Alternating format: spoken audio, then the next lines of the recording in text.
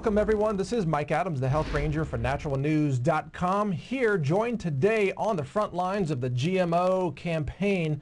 The tip of the spear is a man named Jeffrey Smith. He's with the Institute of Responsible Technology. He's been our guest many times. He's the author of Genetic Roulette, Seeds of Deception, many other books, websites, and activism campaigns.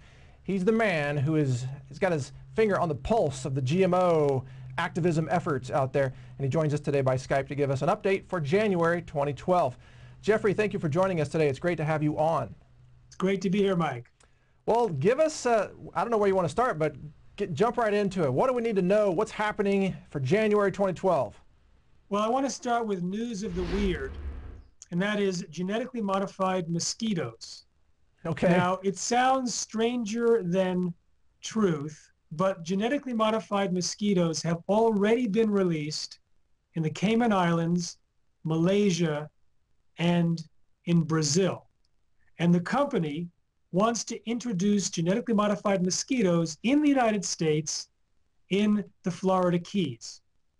Now, a Freedom of Information request from a European NGO, non-governmental organization, has found that the company was trying to withhold key data that could affect the future of the mosquitoes on the planet. And here's the concept. The genetically modified mosquitoes are engineered, they genetically engineer the male mosquitoes that do not bite. So they say this is one reason why it won't affect humans, because they don't bite. Okay. What they do is they mate with the female mosquitoes and result in sterile offspring. So they reduce the population of mosquitoes to fight dengue fever, which is carried by mosquitoes. So they have big plans to introduce these mosquitoes all over the planet. And they want to introduce a diamondback moth as well. Now, what they didn't tell us is that, in fact, there is a 3% survival rate among the offspring. But if the mosquitoes are subjected to tetracycline, then the survival rate can go up to 15%. Whether it's 3% without tetracycline or 15%, and tetracycline is available in nature in large quantities, we're talking about creating the offspring of genetically modified mosquitoes that can be biting humans and livestock and having completely different impacts than any mosquitoes have ever had before on Earth, and possibly changing the balance of the mosquito population forever. Now, this is a classic Pandora's box, because once they introduce these mosquitoes, of course, you can't ever take them back. There's no undo for this, right? I wouldn't want to be hired by the company with the job of recalling them. Now, tetracycline is a common antibiotic that's sold as a prescription drug. Where you mentioned it's found in nature. How would mosquitoes interact with tetracycline out there in the wild? I'm not familiar with that. Well, it could be found in sewage areas. It's sometimes found in high concentrations in chicken and other livestock that are treated with tetracycline. Okay. So it's out there in environment and in food. In fact, this study showed that when they fed mosquitoes cat food that had high levels of tetracycline in the chicken, that's where they had high survival rates. Wow. Now, what are the other possible side effects of these genetically modified mosquitoes than surviving and breeding and biting us? What are we looking at, a few years down the road if this goes bad? The thing is, when you introduce a new genetic structure, it's really a genetic roulette. You can end up causing all sorts of collateral damage. And in the report, they discuss the possibility of new allergens. So let's say you are allergic to a genetically modified mosquito, but not to regular mosquitoes. And the mosquitoes are not labeled. You're not going to know when you're attacked by a GM mosquito, but you'll never know that it was the genetically modified mosquito that caused you to get the potentially deadly anaphylactic shock. So you're going to be in a situation where you're going to be clueless as to why you're having an allergic reaction. Okay, all right. Another example of scientists just unleashing the great unknown onto us. What else? What else you got on your list of bizarre GMO experiments?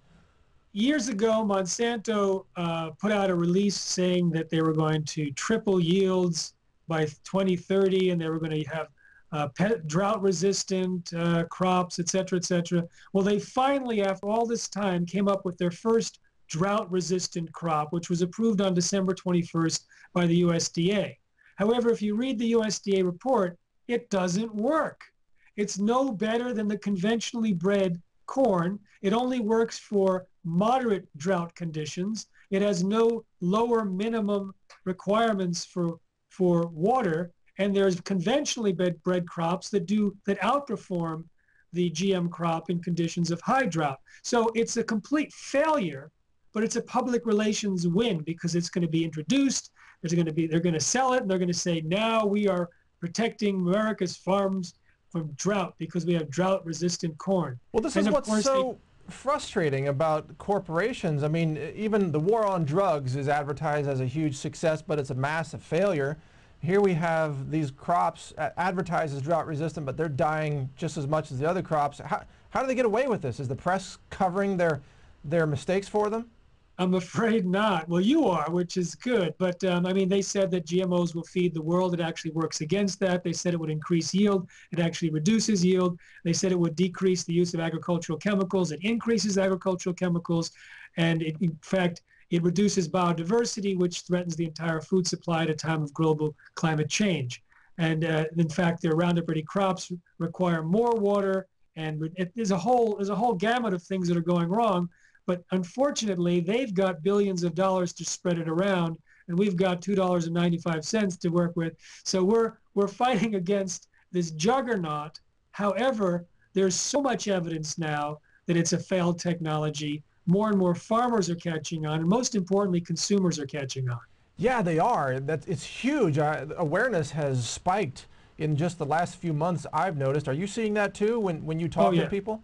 Absolutely. In fact, I noticed the big upsurge starting in the first half of 2010. Then the GE salmon threat from the FDA came on the big scene in terms of the media. The court cases for alfalfa and sugar beets hit. Then the approval of alfalfa at the beginning of 2011.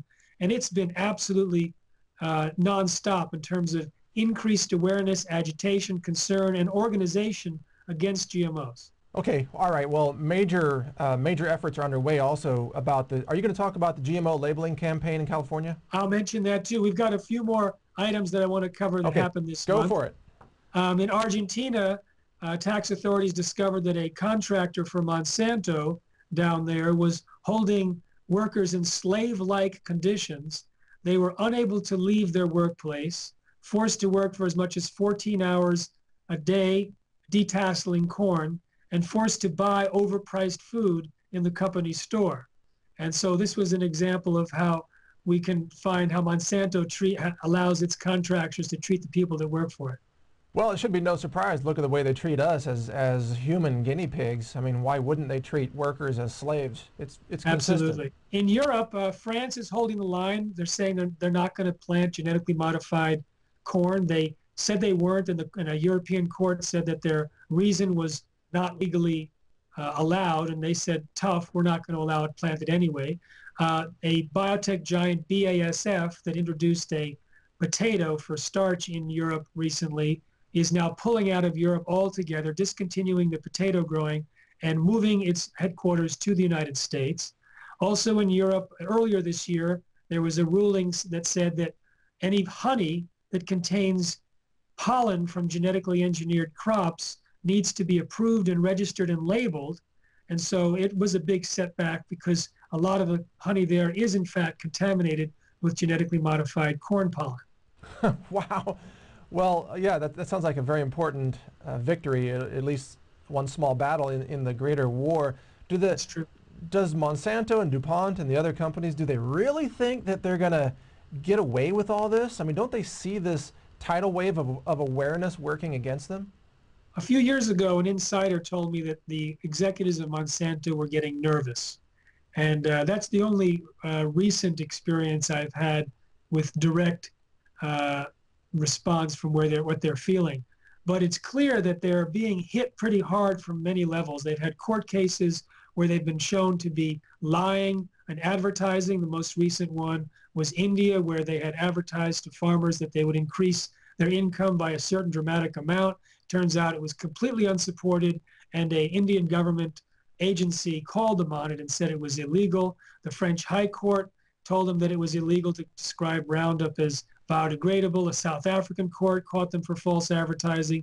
You know, and it doesn't stop them. I mean, they were stopped in New York for false advertising about biodegradable Roundup, and they continued to advertise the exact same claim in Europe until a court stopped them there and only fined them $23,000. Well, we see the same thing with Big Pharma. When these drug companies commit felony crimes and marketing fraud, they always end up settling with the states after a lawsuit is filed, and in the settlement they, quote, admit no wrongdoing, so they're never banned from doing business with government. They continue to do business. They just figure that lying and fraud is just a cost of doing business to cover the fines, and that's it. They just keep doing it.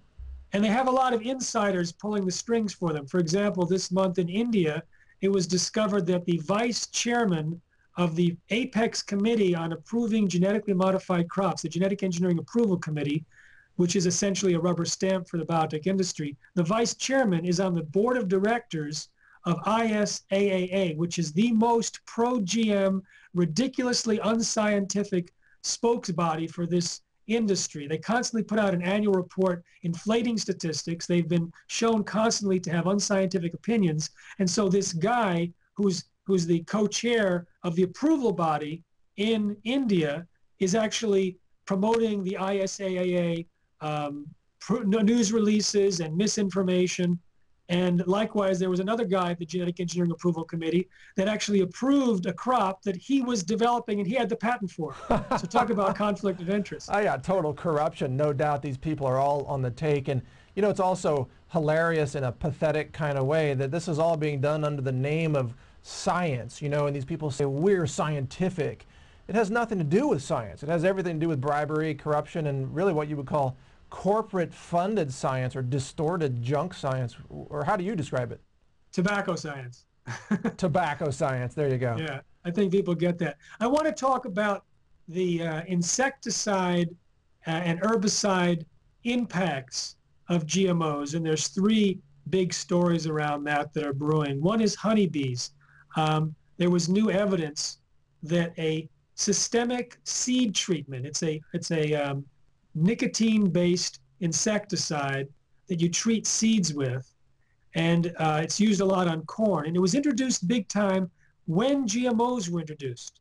They weren't using it very much before that, but when GMOs were introduced, for many technical reasons, they started coating these seeds with these neonicotinoid insecticides, and the GM corn was coated with 5 times the amount. It turns out this neonicotinoid insecticide, or the neonics, are likely to be the primary contributor to colony collapse disorder, killing huge percentage of the bee population on Earth.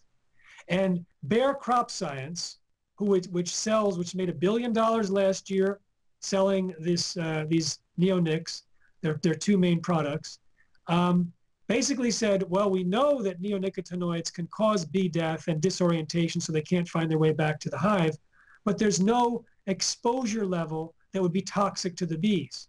Well, the new study that just came out this month shows that when the seeds are planted, the dust goes into the air and carries high concentrations of these neonics into the air, onto dandelions, where bees like to gather the pollen, and into the soil. And it can go into the soil, then up into crops like the dandelions. It basically gets there at levels sufficient, they believe, to kill the insects. They also found in this study that when they found dead